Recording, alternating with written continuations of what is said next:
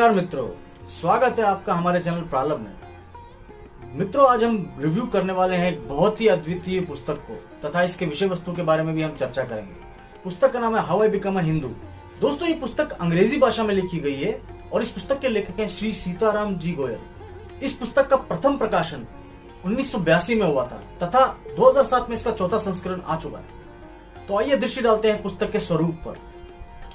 दोस्तों, पुस्तक का आवरण गेरुए रंग का है और पुस्तक के सामने शीर्षक लिखा हुआ है how I become a Hindu. उसके बाद लेखक का नाम लिखा हुआ है सीताराम गोयल और प्रकाशक का नाम लिखा है voice of India new Delhi.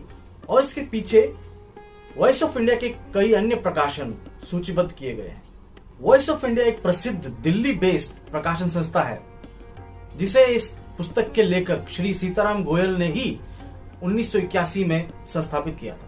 Shri Sitaram Goyal धार्मिक एवं राजनीतिक कार्यकर्ता, लेखक और प्रकाशक हैं। आरंभिक जीवन में मार्क्सवादी विचारधारा को मानने वाले श्री सीताराम जी बाद में जाके हिंदूवादी और राष्ट्रवादी विचारधारा में परिवर्तित हो जाते हैं।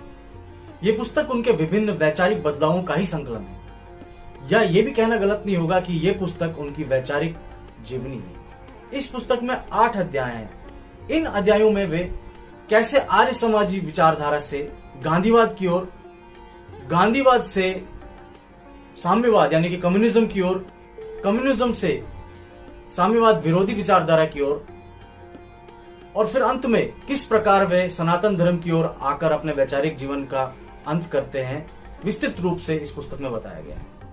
मित्रों, क्या आप लोगों को नहीं लगता कि हम लोग भी अपने जीवन में विभिन्न मोड़ों पर अपनी विचारधारा को बदलते हैं?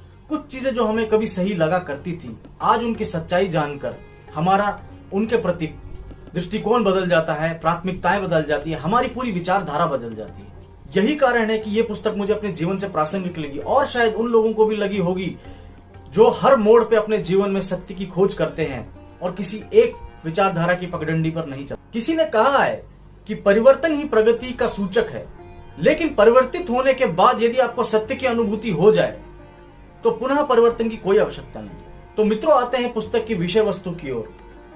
इस पुस्तक में लेखक का सामना सर्वप्रथम 3 मठों से होता है: महाभारत, स्थानीय संत गरीबदास द्वारा रचित ग्रंथ साहिब और आर्य समाज अभियान।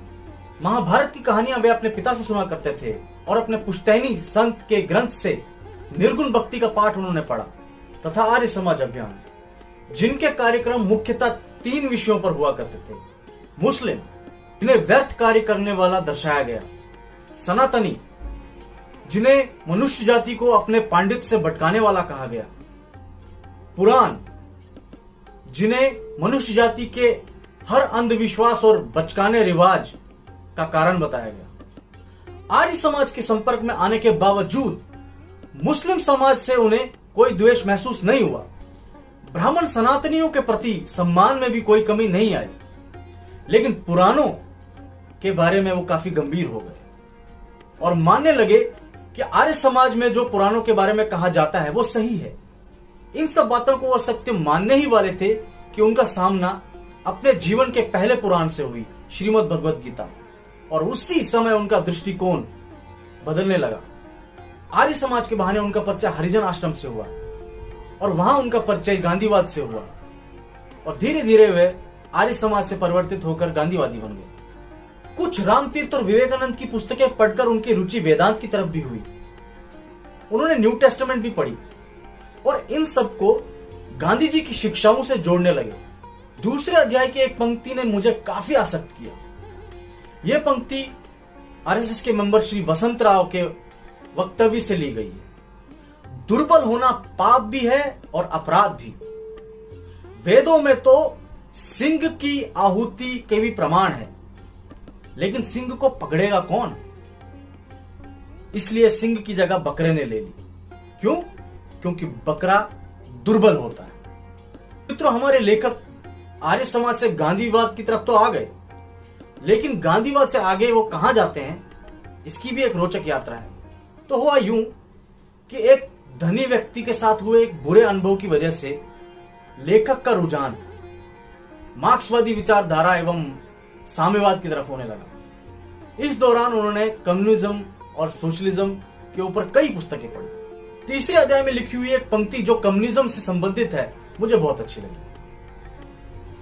यदि आप बुद्धिजीवी हैं तो आप कम्युनिस्ट जरूर बन जाएंगे, लेकिन यदि आप और भी सुजान हैं तो आप ज्यादा समय तक कम्युनिस्ट नहीं रह सकते। भाई इस पंक्ति से तो मैं बहुत सहमत हूं, क्योंकि अगर हम दर्शन की बात करें तो कम्युनिज्म एक बहुत ही विस्तृत विषय है जो सैद्धांतिक आधार पर तो काफी स्वार्गिक दृश्य दिखाता है, लेकिन अगर हम व्यवहारिकता की बात करते हैं तो इसके बिल्कुल ही विपरीत नतीजे आते हैं जो कि बहुत ही कुरूप और विवेक रहित होते हैं। अंततः वे अपने मित्र श्री राम स्वरूप से मिलने के पश्चात मार्क्सिज्म से एंटी कम्युनिज्म की तरफ आ गए। पुस्तक के 7वें अध्याय में लेखक हमारे साथ एक ऐसा अनुभव साझा करते हैं कि कैसे लोगों की गरीबी और बुरी परिस्थितियों का लाभ उठाकर लोगों का धर्म परिवर्तन किया जाता था। अपनी वैचारिक यात्रा के दौरान सभी विचारधाराओं को जानने और अपनाने के बाद भी श्री कृष्ण का विश्वास उनके मन में सुदृढ़ रहा। परिणाम स्वरूप सभी विचारधाराओं को छोड़कर उन्होंने अंततः सनातन धर्म को ही अपनाया और इस प्रकार उन्होंने अपनी वैचारिक यात्रा का अंत किया और यही पाया सनातन धर्म ही परम सत्य है। मित्रों, ये पुस्तक बहुत ही सुंदरता से लिखी गई है एवं इसमें काफी रोचक प्रसंग भी हैं। सभी विचारधाराओं को इस पुस्तक में काफी नजदीकी से छुआ गया है और वर्णन किया गया है। यह पुस्तक आपको कई चीजों का ज्ञान देती है।